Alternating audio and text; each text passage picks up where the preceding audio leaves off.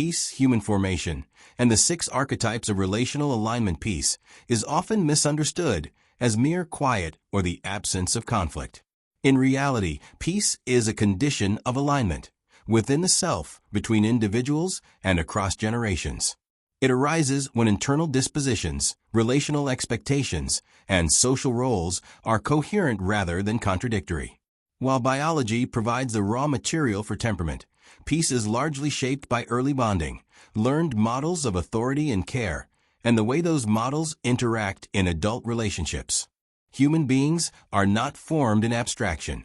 They are shaped first and most deeply by who they bonded with growing up, father or mother, and by whether they later remained loyal to that model, rejected it, or stood neutral toward it.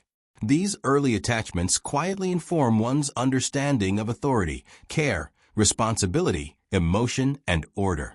When layered onto gender roles and expectations within relationships, these formative bonds help explain why peace flourishes in some unions and collapses in others.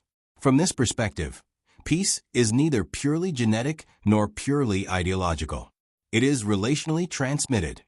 Bonding, authority, and the roots of peace. A father-oriented upbringing often emphasizes structure, discipline, hierarchy, and responsibility. A mother-oriented upbringing more often emphasizes emotional attunement, expression, nurturance, and relational safety. Neither is inherently superior. Peace depends on whether these influences are aligned, integrated, or set in opposition. Conflict, personal, marital, or societal, tends to arise not from difference alone, but from unresolved contradictions between these internalized models. This gives rise to 6 recurring relational archetypes. 1. Daddy's boy plus daddy's girl aligned order. Structured peace. This pairing reflects a shared inheritance of structure, authority, and responsibility. Both partners value discipline and order, and their expectations of leadership and role clarity are aligned. In this model, the woman does not perceive herself as competing with her husband, but as complementing him, particularly in nurturing and stabilizing the household. The man, shaped by paternal authority, sees leadership as duty rather than domination. Peace here is structural. It emerges from predictability, shared values, and mutual respect for defined roles.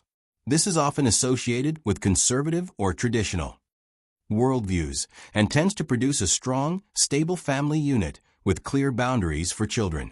2. Daddy's boy plus mommy's girl. Competing logics. Conditional peace here. 2 different moral grammars collide. One partner prioritizes authority, order, and restraint. The other prioritizes emotion, expression, and relational fluidity. Neither is wrong in isolation, but together they create friction.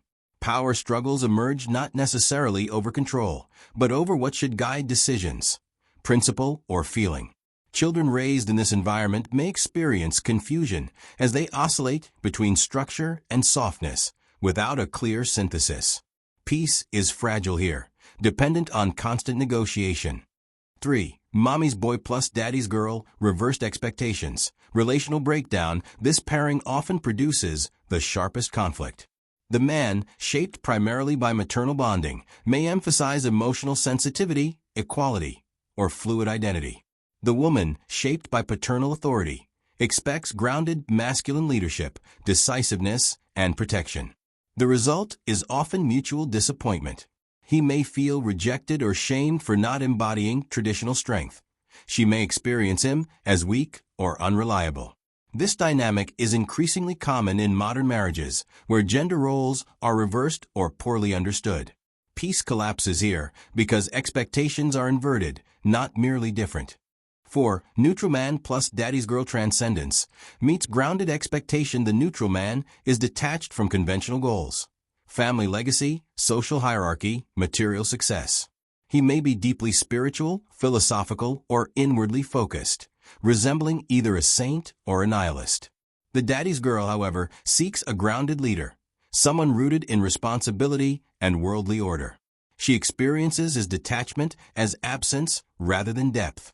Peace is difficult because the man lives above or outside the social plane, while the woman wants engagement within it. The disconnect is existential, not emotional. 5. Neutral boy plus mommy's girl. Air and water. Emotional and spiritual drift. This pairing brings together a spiritually detached man and an emotionally nurtured woman. Initially, she may be drawn to his mystery and idealism. He may appreciate her warmth and sensitivity. Over time, however, the mismatch deepens. She seeks emotional grounding and shared meaning. He remains inward, abstract, or aloof. Her warmth feels to him like clinging. His detachment feels to her like coldness. Peace erodes through disappointment rather than conflict. Children from this union may inherit imagination and sensitivity, but lack a stable moral or structural framework, leaving them torn between emotion and transcendence. 6. Neutral boy plus neutral girl, the edge of peace and disappearance. This is the most unpredictable pairing. Both partners are detached from traditional roles, material ambition, and social expectations. They may be mystics, idealists, or wanderers. Two outcomes are possible. The saintly outcome. They form a quiet, monastic partnership oriented toward truth, God, or higher purpose. Their life is simple, ordered by principle rather than convention. Peace here is profound, inward, and rare. The chaotic outcome. Without structure or grounding, life dissolves into neglect of material needs, children, or social responsibility. Peace collapses into isolation, nihilism, or fragmentation. As summarized, two neutrals can build a sanctuary or disappear from the world entirely. Conclusion. Peace as alignment, not accident. Peace is not inherited like eye color, nor imposed by ideology alone. It is cultivated through aligned bonding models, coherent expectations, and the successful integration of authority and care. When early attachments, adult roles, and shared values reinforce one another, peace emerges naturally. When they conflict, peace must be forced, and often fails. In this sense, peace is neither purely innate nor purely learned. It is transmitted, modeled, and maintained or lost across generations.